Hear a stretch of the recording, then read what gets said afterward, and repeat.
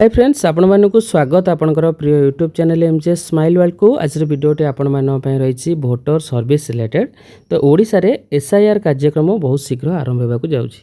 तो बीएलओस माने जे माने आपनकर बूथ लेवल ऑफिसर्स अछंती से माने हाउस टू हाउस विजिट करिवे एवं आपण मानकु गोटे एनुमरेशन फॉर्म देबे। प्रत्येक भोटर को गोटे गोटे फॉर्म दिया जिवो एवं से एनुमरेशन फॉर्म टी को आपनको फिल करी बीएलओ पाखे दाखल करने पड़ो। तो हाउस टू हाउस विजिट करेंगे बीएलओस मैंने आपंकर 30/5/2026 रु 28/6/2026 ए समय भितर आपन को एनुमरेशन फॉर्म टी दिया जिवो एवं आपण से एनुमरेशन फॉर्म टी को फिल करेंगे एवं बीएलओ पाखे दाखल करेंगे।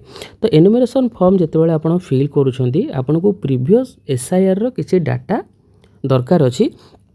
तो से आपणकर बीएलओस माने निश्चित रूपे आपण मानकु सहाय्य करेंगे।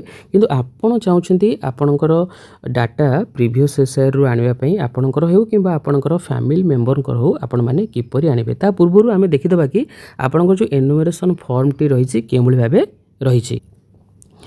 देखंतु आपणकर जो एनुमरेशन फॉर्म टी दिया जिवो प्रत्येक भोटर को जो मानकर भोटर तालिका रे ना अछि प्रत्येक भोटर को गोटे गोटे एनुमरेशन फॉर्म दिया जिवो एवं फॉर्म टी आपणकर एई भली रहइबो। एठी आपणकर इलेक्ट्रोस नेम इपिक एड्रेस एटा प्री प्रिंटेड माने पूर्वरु प्रिंट हेकि थिबो आपणकर ना ता सहित आपणकर वोटर आईडी नंबर एवं एड्रेस पूर्वरु प्रिंट हेकि थिबो। देन आपणकर serial number part number and name SC और पीसी नेम स्टेट और प्री प्रिंटेड। देन एठी आपणकर जो वोटर तालिकार सीरियल नंबर एवं बूथ नेम ता सहित assembly constituency parliamentary constituency name सबू आपणकर स्टेट सब प्री प्रिंटेड हेकि थिबो। क्यूआर कोड प्रत्येक भोटर मानकर जो फॉर्म टी दिया अलग अलग क्यूआर कोड रहिबो। ठीक अछि। ओल्ड फोटो वर्तमान आपणकर भोटर तालिका रे बा भोटर कार्ड रे जो फोटोटी अच्छी से फोटोटी एठी प्रिंट हेतिबो। देन आपणकर न्यू बा करेंट फोटोटी आपण एठी को पेस्ट करिया पे पड़िबो।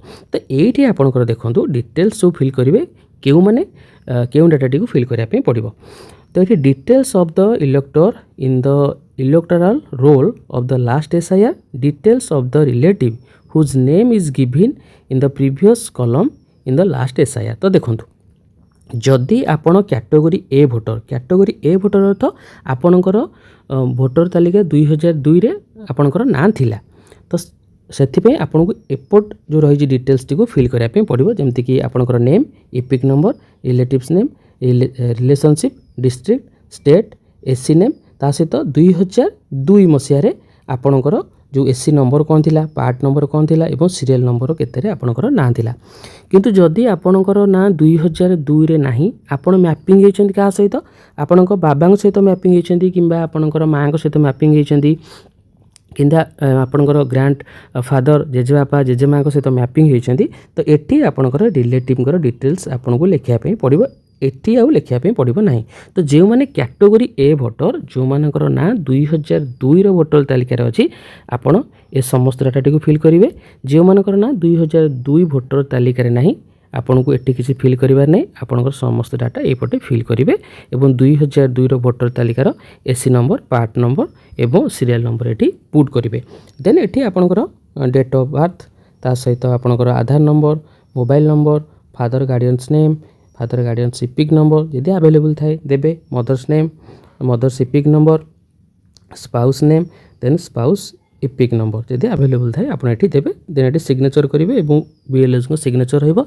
ता सहित आपनकर कौन सब डॉक्यूमेंट दरकार आमे परवर्ती वीडियो रे आलोचना करबा। आपन डेट ऑफ बर्थ अछि बा एई डेट भितर आपनको जदि जन्म होइछंती आपनको को डॉक्यूमेंट दवा पड़िबो और एडिशनल डॉक्यूमेंट कोन रहइबो सेटा परवर्ती समय रे हम आलोचना करबा। तो आपन क्लियर हे गेले जो मानकर ना प्रीवियस एसआईआर रे अछि सेमानकु एपट सब डिटेल्स फिल करा पे पड़िबो। जो मानकर ना आपणकर प्रीवियस एसआईआर नहीं आपण बाबा किंबा माँ जेजेबापा जेजेमा सहित मैपिंग होती तो तांको डिटेल्स एठी आपन को दवाई पड़ो।